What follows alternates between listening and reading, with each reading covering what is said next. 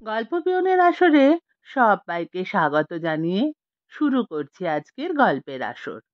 আজ শোনাবো সৈয়দ মুস্তাফা সিরাজের লেখা গল্প আকারান্ত। শুরু করছি আজকের গল্প আকারান্ত। জগন মামা বললেন, তাহলে বাবা ঝন্টু, ততক্ষণ তুমি মামিমার সঙ্গে গল্প সল্প করো, আমি ঝটপট বাজারটা সেরে আসি।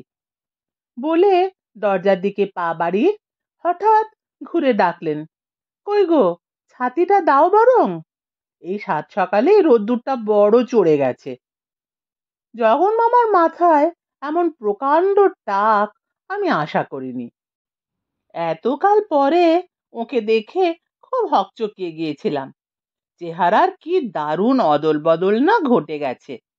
রোগা খটখটে চেহারার মানুষ ছিলেন, এখন বিশাল পিপে হয়ে উঠেছেন। মুখের এমন প্রশান্ত হাসিও দেখেছি বলে মনে পড়ে না। এই মফস্বল শহরে এখন ওর উকিল হিসাবে বেজায় নামডাকও হয়েছে, এবং তার কারণ সম্ভবত ওর চেহারারই ভোল বদল। আগে এই সুটকে চেহারার আর খিটখিটে মেজাজের জন্যে মক্কেল তেমন জুটতো না, তেমনি হাকিমরাও নাকি ওকে এজলাসে দেখলে চটে যেতেন। অবশ্যই সবই শোনা কথা। এও শোনা কথা যে জগন মামার স্ত্রী আত্মহত্যাই করেছিলেন। কৌশলে কলেরায় মৃত্যু বলে ব্যাপারটা ধামা চাপা দেওয়া হয়েছিল। উকিল মানুষদের তো পেটে পেটে বুদ্ধি। বলে রাখা ভালো, জগন মামা কস্মিন কালেও আমার মামা কুলের কেউ নন। ছোটবেলায় আমার বাবা মারা যান। পাড়া গাঁয়ে সম্পত্তি রাখার নানা ঝামেলা, মামলা মোকদ্দমার দায় সামলাতে হতো তাই মাকেই। সেই সুবাদে এই উকিল ভদ্রলোক মায়ের দাদা হয়ে উঠেছিলেন। কিন্তু আমি ভেবে পেতাম না জগন বাবুর মতো উকিল কেন ধরেছিলেন মা। তখন আরো কত জাঁদরেল উকিল এ শহরে তো ছিল। মামলায় হেরে গেলেও দেখতাম মা ফের এই ভদ্রলোকের কাছে এসে পড়েছেন। হয়তো এটাই মানুষের অভ্যেস। চেনা জানা ডাক্তারের হাতে মরতেও রাজি যেমন, তেমনি উকিল মোক্তারের বেলাতেও তাই। এখন মা নেই, আমি বিষয় সম্পত্তির হাল ধরেছি। আমি সেই একই অভ্যাসে এসে জুটেছি জগন উকিলের দরজায়। মামলায় হার জিত ভবিষ্যতের কথা। ছোটবেলা থেকে যাকে মামা বলে জানি, তার কাছে এসে দাঁড়ালে মনের জোর ভীষণ বেড়ে যায়। তবে তার চেয়ে বড় কথা, জগন মামার এখন নাকি নাম ডাক হয়েছে, কাজেই আমার মনের জোর অনেক বেশি করেই বেড়েছে। আজ রোববার, আজকের দিন ও রাত্রিটা জগন মামার বাড়ি কুটুম্বিতা এবং সলা পরামর্শ করা যাবে বলে আশা। আগামীকাল ফার্স্ট আওয়ারে কেস ঠোকা যাবে। বুঝতে পারছিলাম জগন মামা আবার বিয়ে করেছেন কবে, কিন্তু অবাক হচ্ছিলাম নতুন মামিমা একবারও ঘর থেকে বেরুচ্ছেন না দেখে। ভেতরের বারান্দায় একটা চেয়ারে আমি বসেই আছি। জগন মামা ও পাশের কিচেন থেকে চা বয়ে এনেছেন। চায়ের খালি কাপ প্লেট উনি নিজেই রেখে এসেছেন। মামিমার পাত্তা নেই। জগন মামা ওর উদ্দেশ্যে কথাবার্তা বলেছেন, কিন্তু কোনো সাড়া আসছে না। তাই ভাবছিলাম একটা দাম্পত্য কলহ গোছের কিছু ঘটে থাকবে, নাকি মামিমা ঠাকুর ঘরে পুজোয় বসে আছেন। জগন মামা ছাতি চাইলেন, তবু মামিমা সাড়া এলো না। তখন জগন মামা মুখে একটু বিরক্তি ফুটিয়ে উঠোন থেকে বারান্দায় উঠলেন। তারপর ছাতির খোঁজে ঘরে ঢুকলেন। ঘর থেকে ওর চাপা গলায় কথাবার্তা শুনতে পেলাম। একটু পরে বেরিয়ে এলেন ছাতি হাতে, মুখে প্রশান্ত হাসি। বললেন, তাহলে গল্প স্বল্প করো তোমরা, আমি ঝটপট ফিরব। উনি খিড়কির দরজা দিয়ে বেরিয়ে গেলেন। ওদিকটায় আগাছার জঙ্গলের ভেতর দিয়ে শর্টকাট পায়ে চলার পথ আছে। গিয়ে উঠেছে বাজারের চওড়া রাস্তায়। এদিকটা একেবারে নিরিবিলি নির্ঝুম জায়গা। আশেপাশে বাড়ি বিশেষ নেই। গঙ্গার ধারে শহরের একান্তে এই বাড়িটার বয়স প্রাচীন। একটু তফাতে হাসপাতাল এলাকা। অন্য দিকটায় গঙ্গার পাড়ে বন দপ্তরের যত্নে সাজানো ঘন বন, ভাঙন আটকাতেই এই নিরামিষ জঙ্গল, জগন মামার ভাষায় নৈমিষারণ্য। বাড়ি একেবারে চুপচাপ। গ্রীষ্মের এই সাত সকালে গঙ্গার দিক থেকে একটা হাওয়া এলো সনসনিয়ে। হাওয়াটা খিড়কির দরজা ঠেলে উঠোনে ঢুকে ঠাঁই ঠাঁই করে ঘুরতে লাগলো। তারপর পাঁচিলের ধারে জবা ও শিউলির ঝোপ হুলস্থুল করে পটাপট কিছু হলুদ পাতা ছিঁড়ে পাঁচিল ডিঙিয়ে চলে গেল। এই সময় আমার মনে পড়ল, যেদিকে গেল সেদিকটায় শ্মশান বট, এবং একটু পরে সেই উঁচু বট গাছের মাথায় ঝাঁকুনি লাগলো। কিছু করার না থাকলে আমার উদ্ভট সব অনুভূতি জাগে। হঠাৎ মনে পড়ল ছোটবেলায় দেখা মামিমা, অর্থাৎ জগন বাবুর প্রথম স্ত্রীর কথা। আত্মহত্যা করলে মানুষ নাকি ভূত হয়। এমন নিরিবিলি বাড়িতে ভূতের পক্ষে হামলা করা ভারী সহজ। পুরনো মামিমার ভূত নতুন মামিকে জ্বালায় না? কে জানে কেন এ বাড়িতে রাতে থাকতে হবে ভাবতেই এবার অস্বস্তি লাগতে লাগলো। ভূতে আমার বিশেষ বিশ্বাস নেই, কিন্তু ভূতের ভয় আমার বেজায় রকমের। একটু কাশলাম। ভেতরের ঘর একেবারে চুপচাপ। সিগারেট খেতে ইচ্ছে করছে, কিন্তু হঠাৎ নতুন মামিমা এলে লজ্জা পাবো। আরো একবার কাশলাম। তারপর উঠে দাঁড়ালাম।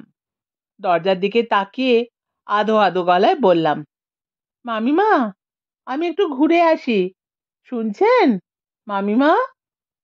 কিন্তু সাড়া এলো না। অদ্ভুত মহিলা তো। উঠোনে গিয়েও সাড়া পাবো ভাবলাম। না পেয়ে খিড়কির দরজা দিয়ে বেরিয়ে আগাছার জঙ্গলে ঢুকলাম। সিগারেট টানতে থাকলাম।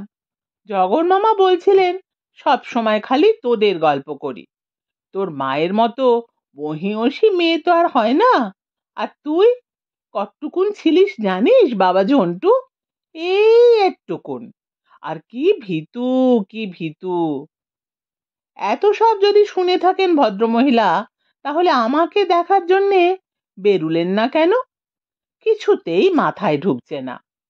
সিগারেট শেষ করে বাড়ি ঢুকে চমকে উঠলাম। কোত্থেকে একটা নেড়ি কুকুর ঢুকে পড়েছে যে। বারান্দায় গিয়ে ভেতরের ঘরের পর্দার ফাঁকে উঁকি দিচ্ছে। চেঁচিয়ে উঠলাম, মামিমা, কুকুর ঢুকছে, কুকুর। তবু সাড়া নেই দেখে দৌড়ে গেলাম। কুকুরটা ঘরে ঢুকে পড়েছিল। লাথি খেয়ে কেউ করে উঠল এবং ডিগবাজি খেতে খেতে উঠোনে গিয়ে পড়ল, লেজ গুটিয়ে পালালো। পর্দা তুলে উঁকি মেরে ডাকলাম, মামিমা, কিন্তু ঘর ফাঁকা, কেউ নেই। সেকেলে পালঙ্কের উপর জগন মামার লুঙ্গি পড়ে আছে। ড্রেসিং টেবিলের দিকে তাকালাম। একগুচ্ছে স্নো পাউডার ইত্যাদি যথারীতি সাজানো। ওপাশে আলনায় কয়েকটা শাড়ি ও সায়া পর্যন্ত। সেগুলো অত ময়লা কেন ভেবে পেলাম না, কিন্তু ঘরে একটা মেয়েলি গন্ধ টের পাচ্ছিলাম। আবছা মনে হলো নতুন মামিমার বয়স নিশ্চয়ই জগন মামার তুলনায় ঢের কম। মেয়েলি গন্ধটা কি চুলের? স্নানের পর মেয়েদের চুলের এমন গন্ধ হয়। একটু লজ্জা পেলাম। এভাবে এ ঘরে ঢুকে দাঁড়িয়ে থাকাটা ঠিক হচ্ছে না। ভদ্রমহিলা ওপাশে কোথাও আছেন।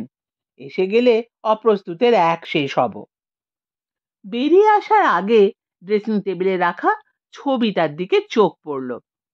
পুরুষ ও মহিলার ছবি পাশাপাশি, কিন্তু চিনতে পারলাম না। শুধু দেখলাম যুবতী মহিলাটি কেমন চোখে তাকিয়ে হাসছেন।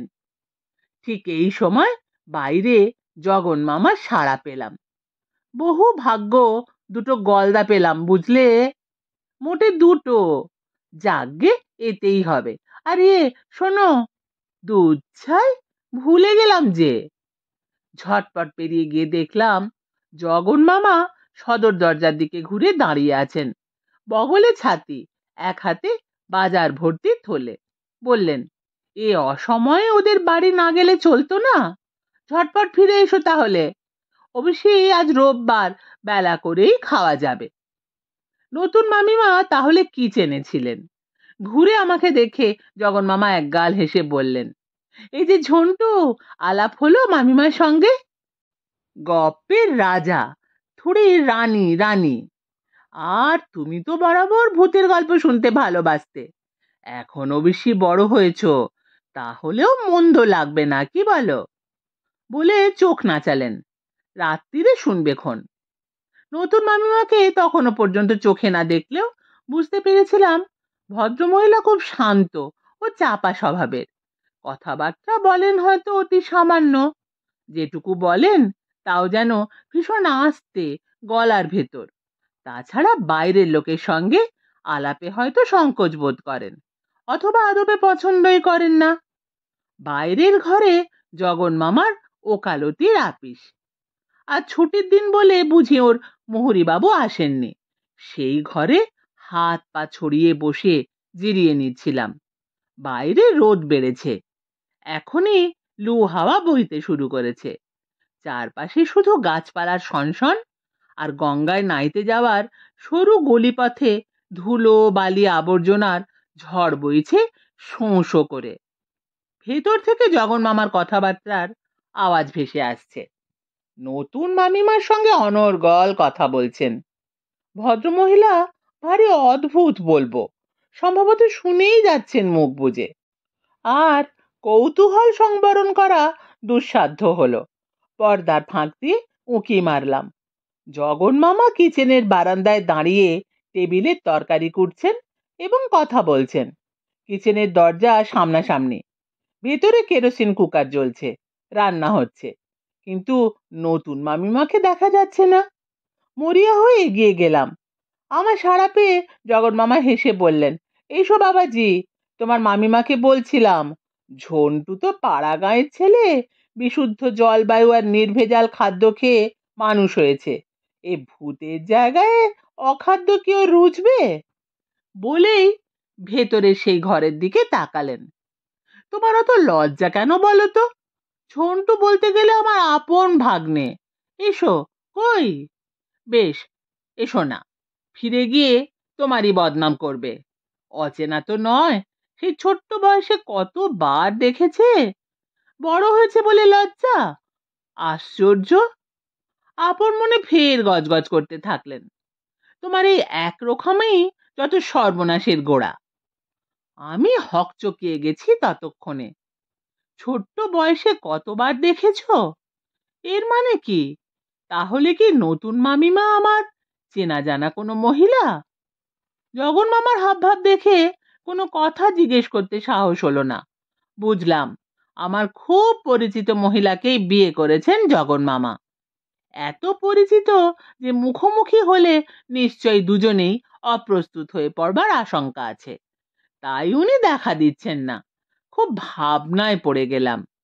খুঁজেই পেলাম না তেমন কে হতে পারেন নতুন মামিমা। দুপুরে খাবার সময়ও উনি এলেন না। জগন মামার মুখ গম্ভীর, সেটা খুবই স্বাভাবিক। টেবিলে সব সাজানো ছিল, দুজনে চুপচাপ খেলাম। খাওয়া হলে জগন মামা বললেন, ও ঘরে গিয়ে ঘুমিয়ে নাও, 5:30টার আগে উঠো না। গরম কমলে বরং ঘুরে এসো গঙ্গার ধারে। লম্বা হয়ে গেল ঘুমটা। উঠে দেখি টেবিলে চা ঢাকা আছে। নতুন মামিমা এসে দিয়ে গেছেন কি? বোধহয় জগন মামাই। বাড়ির ভেতর চুপচাপ চা জুড়িয়ে গিয়েছিল। কল্পনা করলাম নতুন মামিমাই চা রেখে গেছেন, এবং আশ্চর্য, সেই মিষ্টি মেয়েলি গন্ধটা অবিকল টের পেলাম। দরজা ভেজিয়ে গলি রাস্তায় গঙ্গার ধারে ঘুরতে গেলাম। ঘন্টা 2 পরে যখন ফিরে এলাম, তখন এদিকটা ঘন অন্ধকারে ঢাকা, লোডশেডিং। দরজা বন্ধ থাকবে ভেবেছিলাম, কিন্তু কড়া নেড়ে সাড়া না পেয়ে ঠেলতেই দেখি তেমনি খোলা। ভেতরে ঢুকে ডাকলাম, জগন মামা। সাড়া এলো, আয় ঝন্টু, এখানে আয়। উঠোনে দাঁড়িয়ে আছেন জগন মামা কালো মূর্তিটি হয়ে। আলো নেই বাড়িতে। বললাম, আলো জ্বালেননি যে? জগন মামা বললেন, অন্ধকার ভালো লাগে, আয় এখানে আয়। কি গো, এখন তো ঝন্টু তোমাকে দেখতে পাচ্ছে না, এবার কথা বলবে নাকি? ঝন্টু, মামিমার সঙ্গে কথা বল। ডাকলাম, মামিমা, মামিমা। তারপর টের পেলাম অন্ধকার উঠোনে আবছা হয়ে দাঁড়িয়ে আছি, শুধু আমি আর জগন মামা। হঠাৎ কেমন গা ছমছম করে উঠল। বললাম, জগন মামা, মামিমা কই? এই তো, দেখতে পাচ্ছিস না? জগন মামা অস্বাভাবিক গলায় বললেন, কই গো, ঝন্টুকে ছুঁয়ে দাও তো। আহা, দাওই না বাবা, বলতে গেলে আপন ভাগ্নে, ছোটবেলায় কত আদর করেছো। হি হি করে অদ্ভুত হাসি হেসে জগন মামা আমার একটা হাত টেনে অন্য হাতে অন্ধকারে অদৃশ্য মামিমার হাত টানার ভঙ্গি করতেই আমার মাথা ঘুরে গেল এবং আচমকা হাত ছাড়িয়ে নিয়ে এক লাফে বারান্দা এবং বারান্দা থেকে বাইরের ঘরে, তারপর ব্যাগ ট্যাগের কথা ভুলে দড়াম করে দরজা খুলে গলিতে গিয়ে পড়লাম। মাস দুয়েক পরে একদিন শহরে গেছি। ব্যাগটা নিয়ে আসতে তো বটেই, জগন মামার অবস্থা দেখতেও তীব্র কৌতূহল হলো। নিরিবিলি জায়গায় পুরনো জরাজীর্ণ বাড়িটা দেখে একটু গা ছমছম করলো, কিন্তু দিন দুপুরে আশা করি আর ভূতের ভয়টা পাবে না। দরজায় কড়া নাড়ার পর খুলতেই আমার বুকের ভেতর রক্ত চড়াত করে উঠল। হাসি খুশি মিষ্টি চেহারার সুন্দরী মহিলা দরজার পাল্লায় হাত রেখে দাঁড়িয়েছেন। সেই হাসি মুখে বলছেন, কাকে চাই? অমনি আমি পিছিয়ে এসেছি, প্রায় এক লাফ দিয়েই। ইনিই যে সেই নিরাকার মামিমা, যার সঙ্গে জগন মামা অনর্গল কথা বলতেন এবং যিনি আত্মহত্যা করে মারা যান। তিনি ছাড়া আর কে হতে পারেন? ভুল হয়েছে বলে আমি হনহন করে চলে এলাম। পা টলছিল, একবারও পিছু ফেরার সাহস হলো না। নিরাকার আকার ধরলেই সমস্যা, কিন্তু ব্যাপারটা আগাগোড়া রহস্যময়। তবে এটুকু মনে পড়ছে, পেছনে জগন মামার যেন চিৎকার শুনেছিলাম, ঝন্টু, ও ঝন্টু, চলে যাচ্ছিস কেন? তোর নতুন মামিমার সঙ্গে আলাপ করে যা। কানের ভুল হতেও তো পারে, নতুন শব্দটা কি সত্যি শুনেছিলাম? শুনছিলেন সৈয়দ মুস্তাফা সিরাজের লেখা গল্প আকারান্ত। কেমন লাগলো কমেন্ট করে জানাবেন। ফিরে আসছি আবার কোনো নতুন গল্প নিয়ে।